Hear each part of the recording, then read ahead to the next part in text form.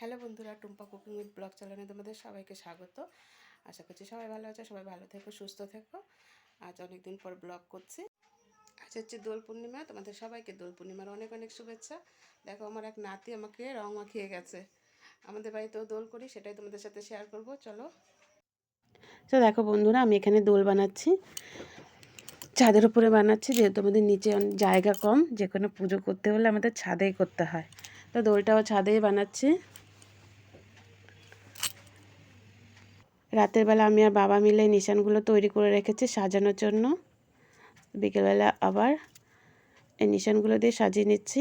সন্ধেবেলা গোপালকে নিয়ে আসতে হবে, অধিবাস করাতে হবে। বাবা এখানে কলা পাতা লাগাচ্ছে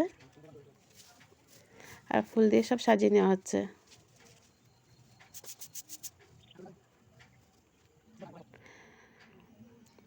এই যে সন্ধ্যাবেলা গোপালকে নিয়ে উপরে যাওয়া হচ্ছে অধিবাসের জন্য। তারপর আমি মাঠে চলে আসলাম, নাড়াপোড়া হচ্ছে, নাড়াপোড়া দেখতে চলে এসেছি। তো সকাল সকাল চলে আসলাম, গোপালকে জাগিয়ে পুজো দেবো। সো গুড মর্নিং গোপু সোনা। তো এখন পুজো দিয়ে দেবো। পুজো দেওয়া আমার হয়ে গেছে।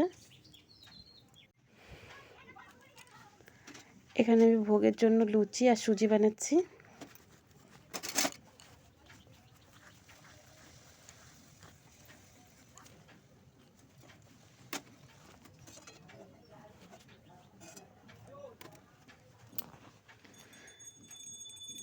সব মা পুজোতে বসে গেছে, এই যে গোপালকে সাজিয়ে দিয়েছে।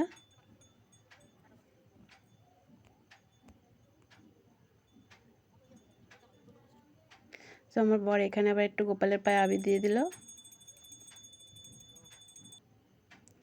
আমি এখানে কৃষ্ণের অষ্টশতনাম পড়ছি।